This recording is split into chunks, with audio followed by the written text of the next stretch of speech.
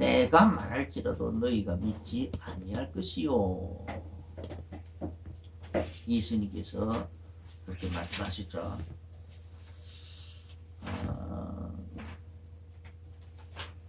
공회라는 말은 공회에 이제 가 있는데 이 공회는 이 장면은 꼭 국회 청문회 같은 그런 장면이죠.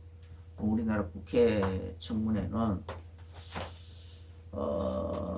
정죄를 해가지고 고발까지를 하지만은 실제 사법권은 없어요. 그 이제 입법부로서. 그러면은 이제 행정, 그런데 우리나라 국회 청문회보다도 훨씬 더 좀 센 거예요. 여기는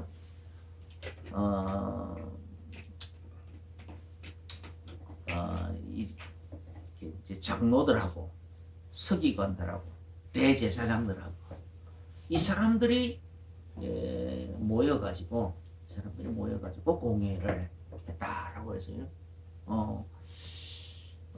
이제 우리나라로 치면 행정만 빼고 나머지 이제 뭐 다 모인 거죠. 그래가지고 공회를 했다 이렇게 말할 수 있어요. 그래서 거기서 예수님께 이런 질문, 네가 진짜 그리스도가 맞냐? 우리한테 말하라. 그렇게 하니까 예수님께서 구구절절 설명을 안 합니다. 얼마든지 할 수도 있는데 안 하셨어요. 왜 안 하셨을까? 내가 말할지라도 내가 그리스도인 증거를 진짜 말을 한다 할지라도 너희들 안 믿을 거 아니야. 너희들은 안 믿을 거다. 또 내가 물을지라도 너희들은 대답 안 할 거다. 지금 그렇게 예수님께서 말씀하셨어요. 자, 그래놓고 너는 예수님께서 이제후로는 내가 하나님 보좌 우편에 앉아서 너희들이 보게 될 거다. 그렇게 하니까 이제 그때부터 놀래가지고 그러면 네가 하나님의 아들이란 말이냐? 네가 지금 말하고 있지 않느냐? 그렇게 말씀하신 거예요. 그러니까 이제 자기들 사람들이 막 옷을 자기들 막 겉옷을 찢고 참나마다 어쨌다 결정을 하면서 결국은 이제 자기들끼리 사형으로 결론을 내려놓고 그리고는 빌라도에게 끌고 가서 사형을 시켜달라고 이제 청원을 하게 됩니다. 자, 비슷한 점은 왜 말할지라도 믿지 아니할 것이요. 예수님께서 왜 그렇게 하셨을까? 왜 그렇게 하셨을까? 비슷한 장면이 나와요. 마태복음 13장에 보면 예수님께서 씨 뿌린 자의 비유를 쭉 하셔놓고는 13장 11절부터 보면 대답하여 이르시되 천국의 비밀을 아는 것이 너희에게는 허락되었으나 그들에게는 아니 되었나니. 그들은 누군가? 위정자들을 말하는 거죠. 그때 당시 제사장들, 바리새인들, 서기관들,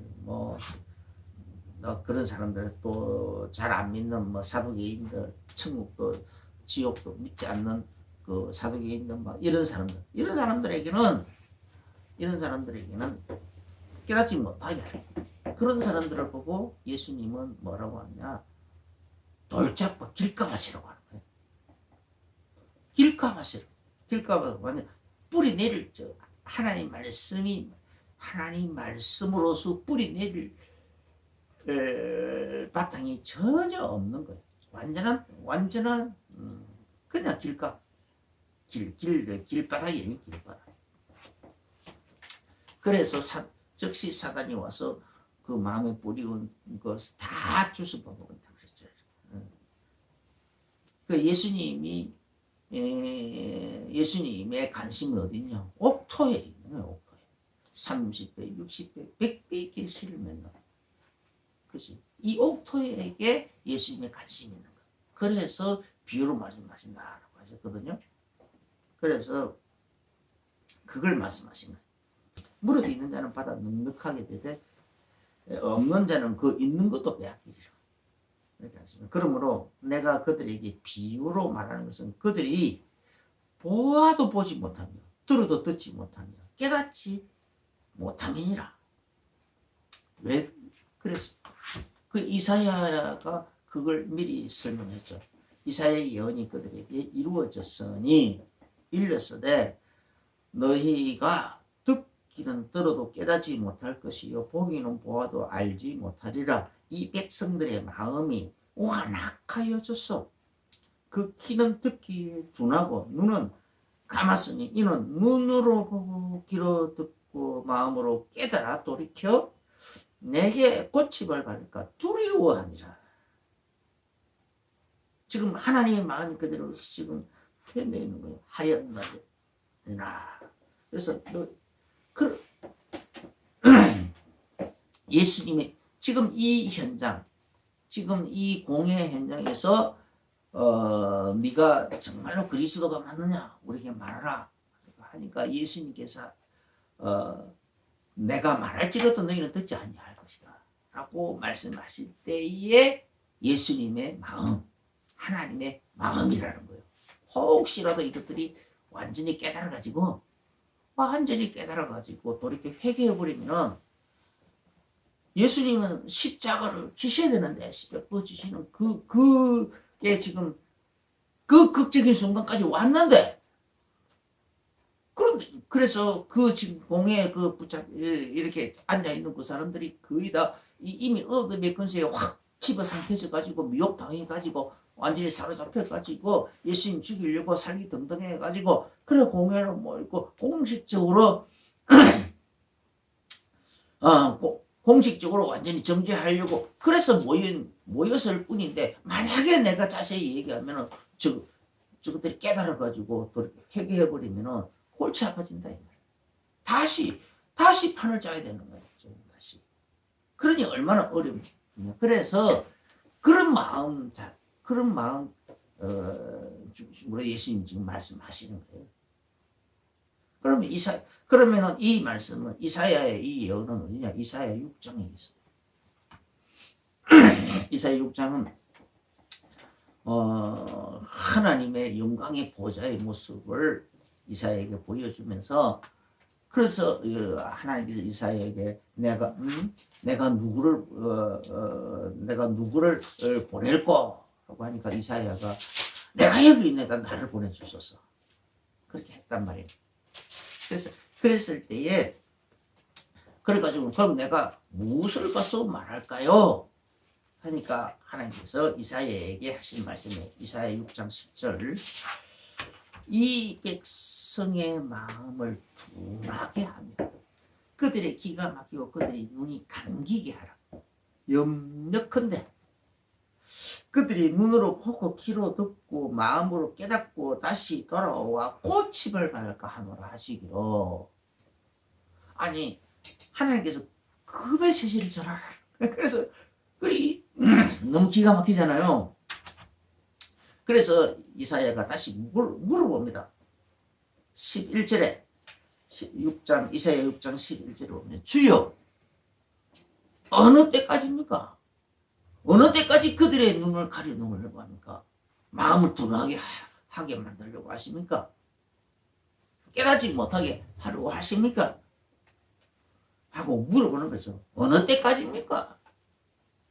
그렇게 했더니 주께서 대답하시되 성읍들은 황폐하여 주민이 없으며 가옥들에게는 사람이 없고 이 토지는 황폐하게 되며 또 12절에 여호와께서 사람들을 멀리 옮기셔서 이 땅 가운데 황폐한 곳이 많을 때까지입니다. 또 13절에 그 중에 10분의 1이 남아있을지라도 이것도 황폐하게 될 것이라. 그때까지다. 그렇지만 완전히 멸망시키지 않고 밤나무 상소리나무가 배임을 당하여도 그루터기는 남아있는 것 같이 거룩한 씨가 이 땅에 그루터기니라. 이걸 보고 남은 자, 그루터기, 남은 자 혹은 렘넌트 이렇게 얘기하죠. 하나님께서 이렇게 남은 자를 통해 다시 시작하겠다. 라고 하시는. 그러면 이 이사야 이 예언은 어느 때까지입니까? 라고 했을 때 이것도 하나 이중계시라고 하는 이중계시. 첫 번째 계시는 바벨론. 이 이사야의 이 예언은 바벨론으로 포로로 잡혀가는 거.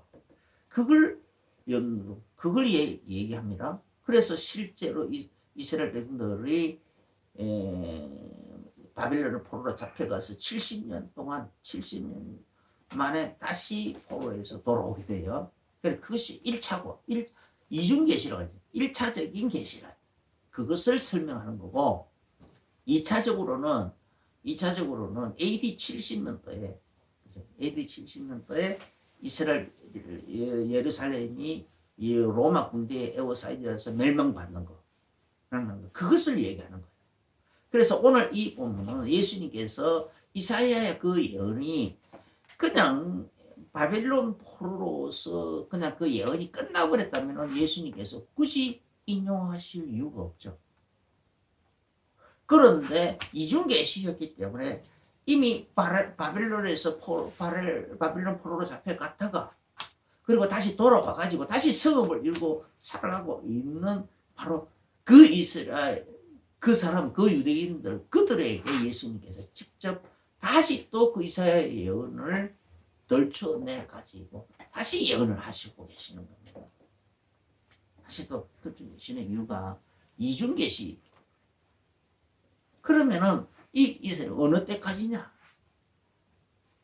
다시 또 누가복음 19장 41절에 보면요. 41절부터 44절에 보면 예수님께서 지금 이 십자가에 달려 죽으시기 위해서 예루살렘으로 오셨단 말이에요. 저 갈릴리에 있다가 심지어 저 거라사 지방까지 그 오늘날 치면은 요르단이라는 그 나라, 이제 요르단이라는 그 나라까지 들어갔다가 그래가지고 다시 그 갈릴리 호수를 건너가지고 쭉 와서 예루살렘까지 이렇게 쭉 그것을 올라간다. 그래서 올라가서 이제 예루살렘까지 이르러 가지고 예루살렘 성벽을 바라보고 있습니다. 성벽을 손을 떼고 우시더라. 우셨어요. 통곡하고 가까이 오사 성을 보시고 우시며 이르시되 그 성을 예루살렘아 예루살렘아 너희 오늘 네가 멸망의 날이 다가오고 있는데 그 가려져 있구나. 눈이 가려져 있구나. 바로 원수들이 이 성을 둘러쌌으니까 그리고 멸망시키기 위해서 돌 위에 돌 하나도 남겨지지 않고 다 무너뜨리고 자녀들도 자식들도 죽고 늙은이들은 매어 쳐서 죽이고 아이들도 매어 쳐서 죽이고 부녀들은 배를 갈라서 죽이고 그런 일이 일어난다. 그것뿐만이 아니라 그리고 그래도 살아남은 자는 전 세계에 흩어지고 그걸 말씀하시는 거죠. 그때에 대해서 좀 미리 알아들으면 좋았을 텐데 너희들의 눈에 칼이 찌고 하면서 예수님이 안타까워하시면서 우셨어요. 예수님의 눈에는 뭘로 보입니까? 그 성벽에 파글파글하는 사람들 시집가고 장가가고 막 웃고 떠들고 잔치하고 막 흥청망청하고 있는 그 사람들을 볼 때에 그런 멸망할 자들을 보이는 거죠. 그러니 안타깝죠. 그래 안타까워서 우셨어요. 우시면서 그렇게 하셨어요. 그리고 오늘 예루살렘에 들어가 가지고 매일같이 성전에서 말씀, 천국 복음을 가르치시더라라고 되어 있어요. 누가복음 20장 16절에 보면은 그 포도원의 악한 농부들이 결국 그 아들이 왔다. 아들은 상속자니까 죽이자. 그러면은 이 모든 것이 우리 것이 되지 않겠느냐. 이 위정자들에 대한 비유였죠. 그렇게 하면 어떻게 되겠느냐. 아니 군대를 끌고 와서 그들을 다 죽이지 않겠느냐. 다 죽이고 또 열매 맺으려고 하는 사람들에게 맡기지 않겠느냐. 제대로 소출을 내는 사람에게 맡기지 않겠느냐. 예수님께서 이 예루살렘 이 비절들을 다 매려 하나님이 다 매려버리고 진짜 옥토만 예수님의 말씀을 마음에 받아들여서 스스로 싹을 내고 키워서 30배, 60배, 100배의 객실을 맺는 거예요. 이 옥토. 예수님은 이 옥토에게 관심이 있는 거예요. 이 옥토. 그게 렘넌트란 말이에요. 그게 렘넌트이고 남은 자요. 옥토란 말이에요. 예수님은 그것에 관심이 있어요. 그런 자들을 통하여 예수님은 다시 시작해요. 하나님 나라를 새로 세워 나가겠다는 거죠. 그래서 누가복음 21장 6절부터 보면은 이 날이 사람들이 자꾸 이제 예루살렘 그 성전이 아주 거창하게 웅장하게 그렇게 지으니까 사람들이 자꾸 이렇게 예수님께 예수님 이 성벽 보십시오 막 하고 그렇게 막 자랑질을 하려고 하니까 자랑질을 하니까 날이 이러면 이게 보면 돌 하나 돌리게 남지 아니하고 다 무너 떨어질 거다. 그렇게 했어요. 그러면서 20절에 너희가 예루살렘이 군대들에게 애워싸는 것을 보거든 그 멸망이 가까운 줄 알아. 또 24절에서는 그래서 막 사람들이 죽어가는데 그들이 칼날에 죽임을 당하며 모든 이방에 사로잡혀가겠고 모든 이방에 사로잡혀간다. 그리고 예루살렘은 어떻게 되냐. 이방인의 때가 차기까지 이방인들에게 밟힐 거다. 그렇게 예수님 말씀하셨죠. 그걸 이사야서 그 6장 12절 13절하고 11절부터 13절까지 있는 그 내용하고 같은 내용이죠.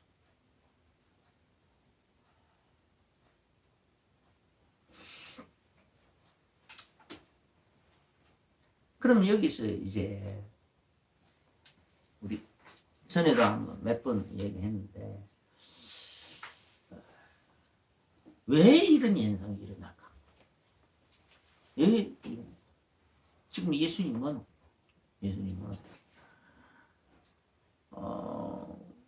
비유를 통해서도 그냥 하나님 나라의 이 비밀들을 이 위정자들에게는 좀 자세히 잘 얘기를 안 해요.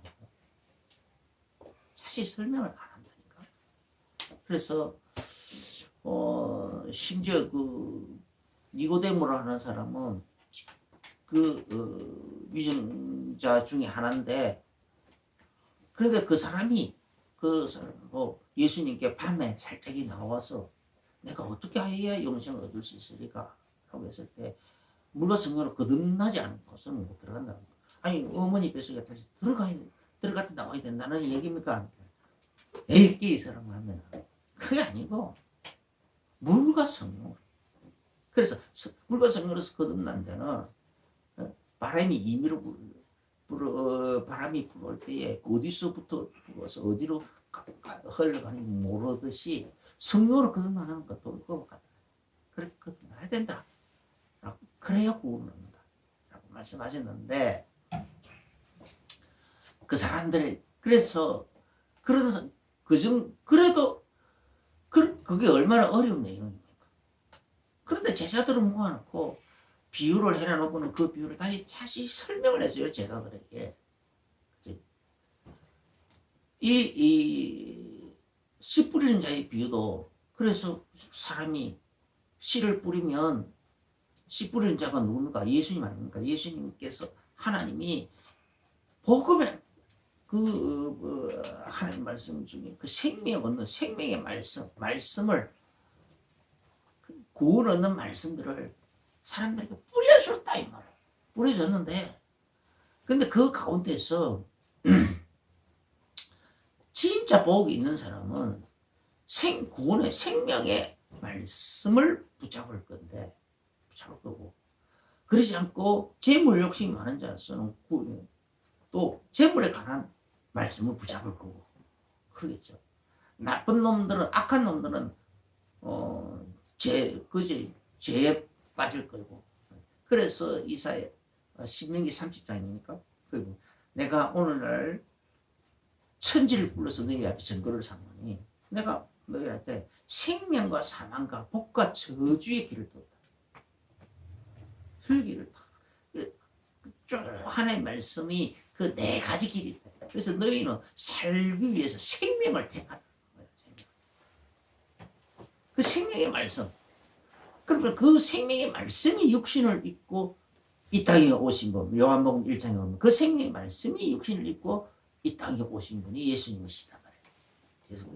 그래서 그 예수님께서 그 말, 이 생명의 우리로 하여금 구원 얻는 말씀들을 자꾸 선포하고 있었어요. 막 뿌렸어요. 사람들에게.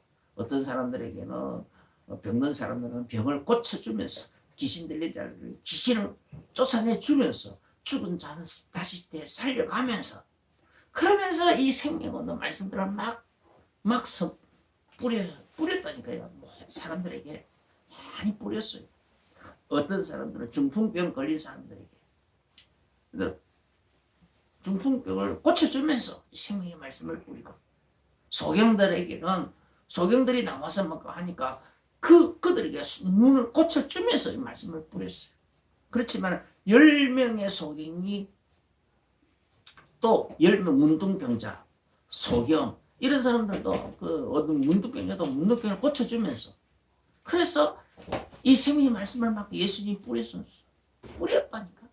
그런데 그들 중에서 그 문둥병자도 소경도 10명 중에 한 명만, 어떤 사람은 사마리아 사람 한 명만 와서 예수님께 와서 그래서 살해를 하더라는 거예요.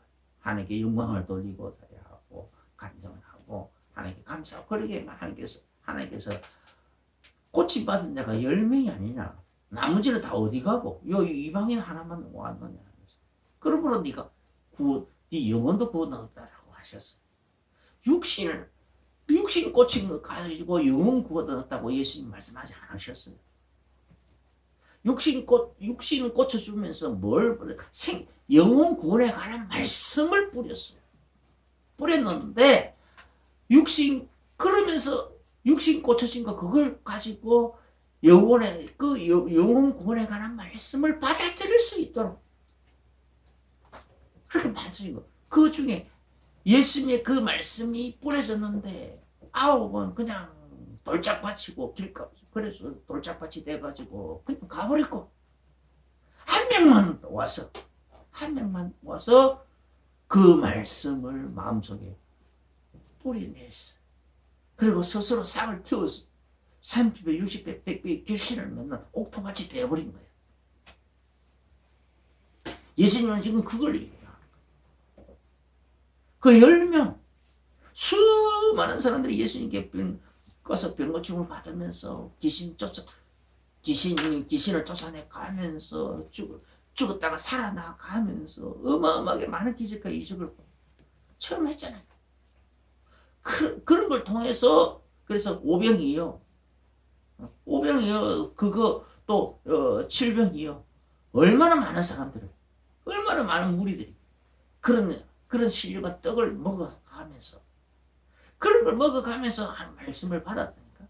그런데도 그 말씀을 제대로 못 받아들여서 제대로 스스로 싹을 내고 싹을 틔우고 자라게 해가지고 30배 60배 결실을 맺는 옥토가 되는 사람은 그렇게 많지 않더라요. 안 많아요. 다 떠나갔어요.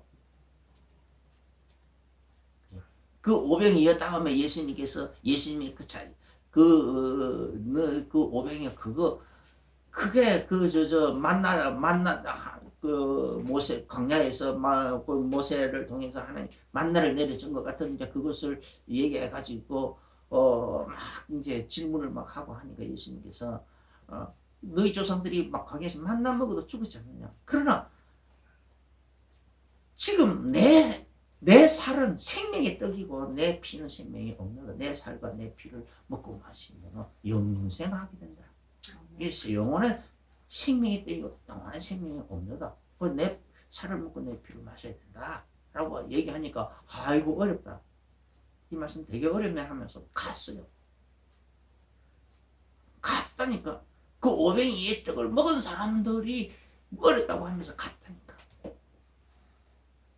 그래서 예수님께서 제자들에게 너희들도 가라냐 하니까 주여 영생의 말씀이 주께 있어 우리가 어디로 가겠습니까? 제자들이 그렇게 고백했잖아. 이걸 지금 예수님 말씀하시는 거예요. 그래서 이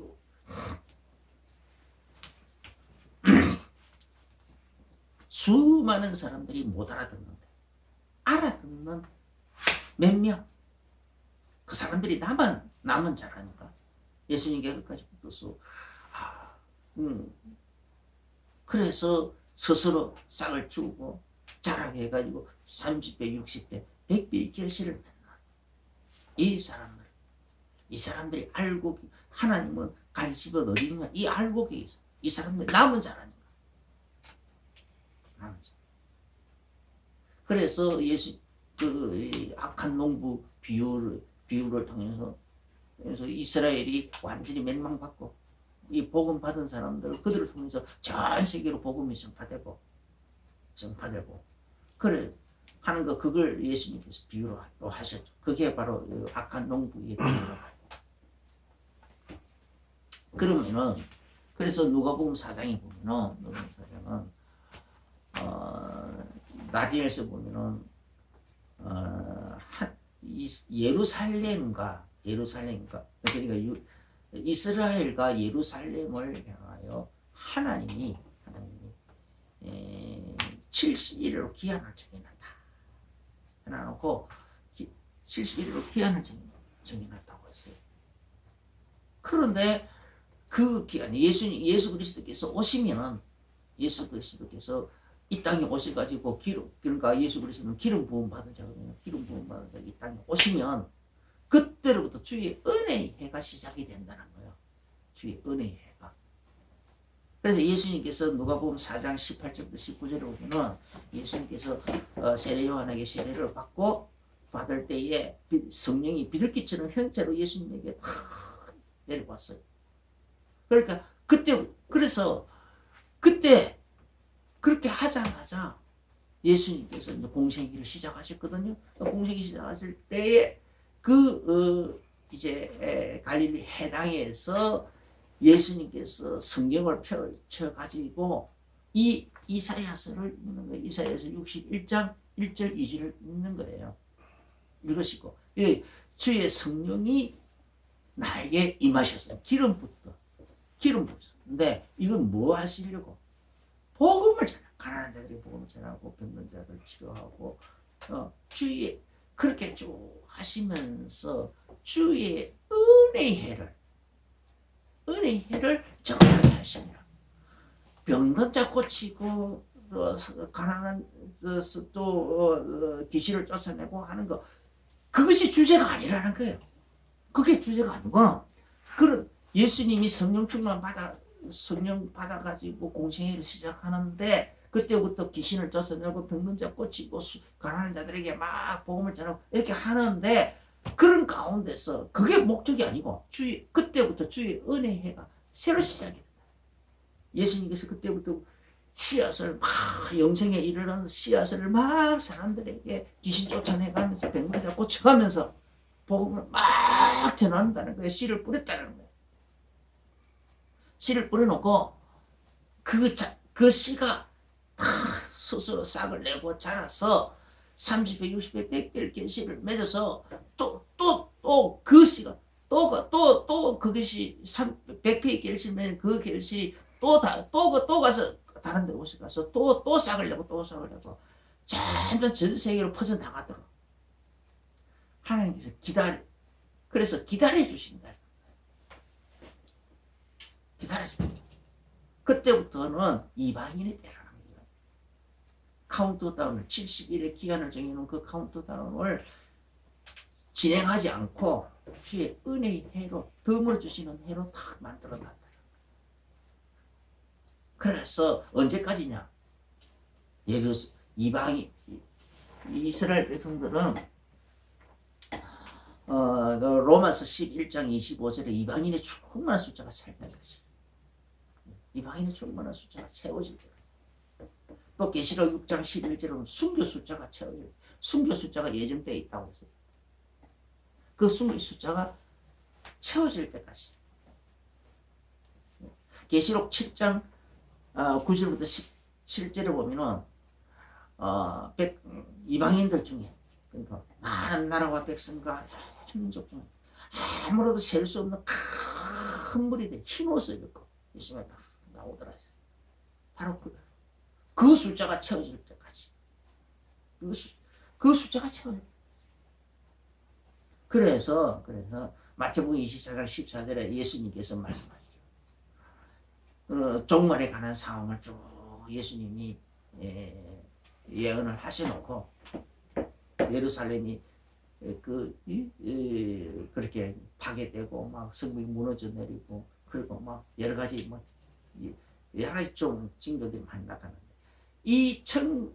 그래도 끝은 아니라는 거예요. 이 천국 복음이 모든 민족에게 증거되기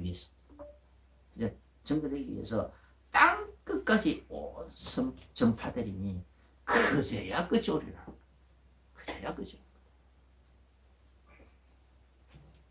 언제까지요? 땅 끝까지 복음이 전파돼가지고 모든 민족에게 복음이 다 전파돼가지고 그들 가운데서 구원받는 자들이 많이 일어나올 때까지, 그들 가운데서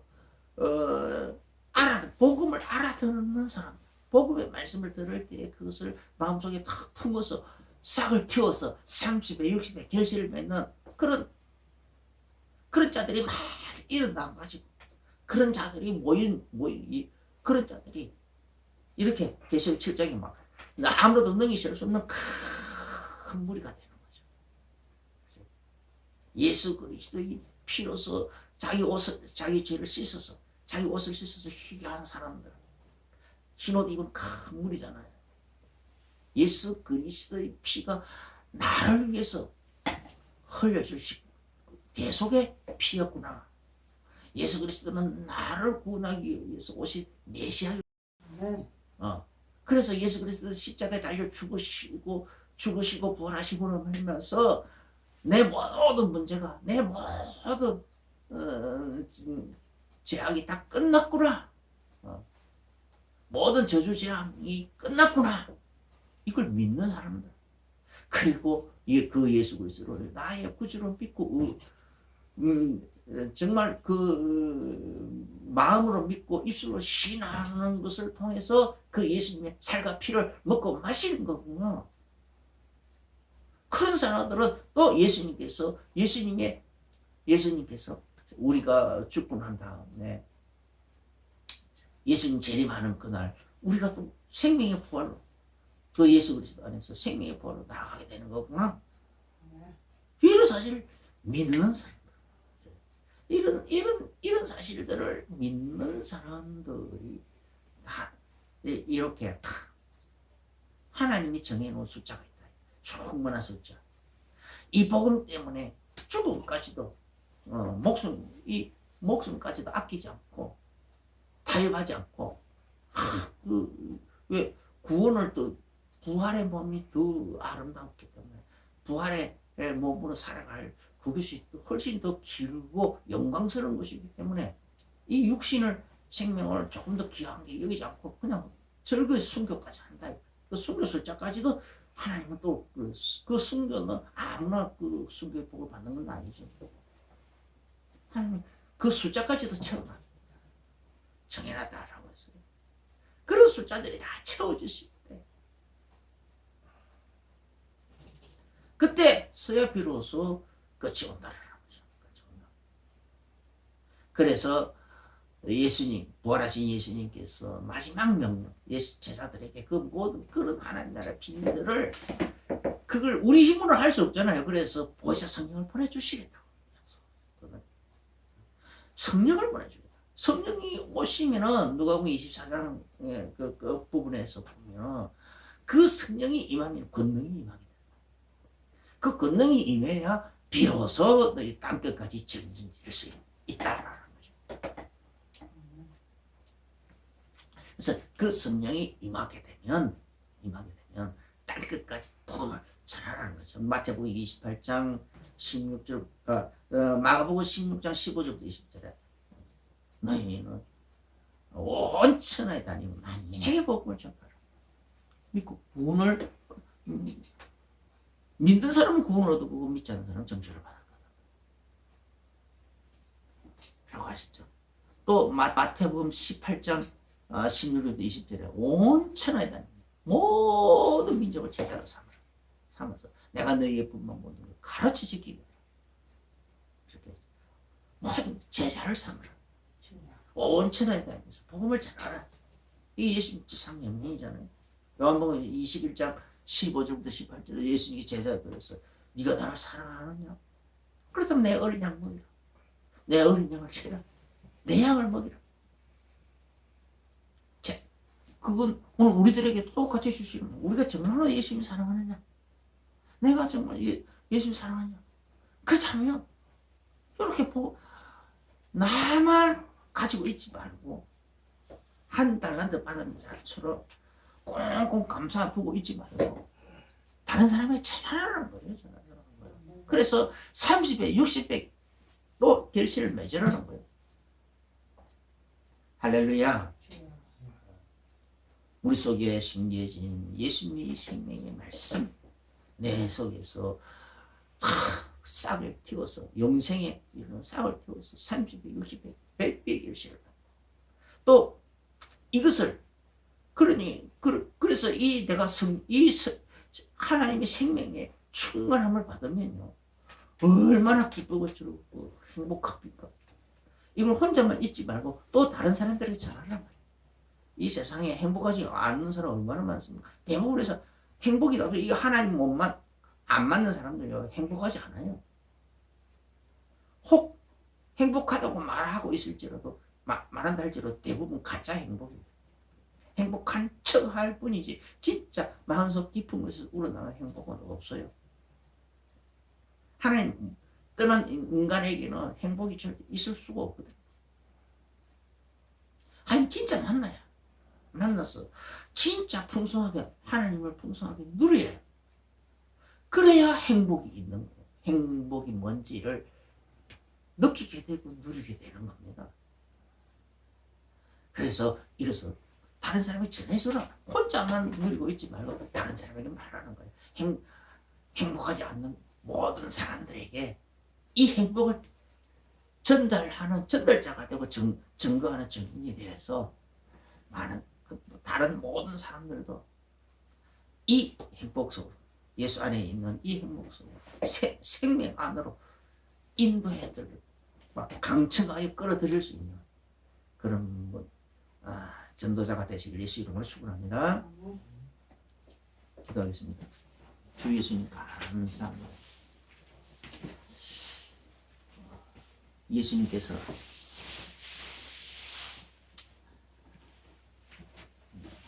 오늘 제자들에게 는 자세히 천국 복음의 비밀을 말했지만 마음속에 하나님을 사랑하지 않는 자들에게는 하나님의 말씀보다는 세상 돈을 더 사랑하고 세상의 권세를 더 사랑하고 하는 자들에게는 비유로 말하여 말씀을 깨닫지 못하게 만들어버렸습니다. 오늘 그 장면을 또한 대제사장들에게 또 서기관들에게 백성의 장로들에게 그들이 모여서 공회로 모여서 예수님을 신문하는 그 자리에서도 예수님은 말할지라도 안 믿을 거고 또 물을지라도 대답하지 않을 거라고 하시면서 그들에게 자세히 설명도 안 해주시고 그냥 끝내버렸습니다.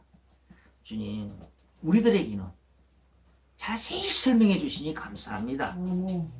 주님 깨닫게 해주시니 감사합니다. 오. 이렇게 우리가 이 큰 복을 받았습니다.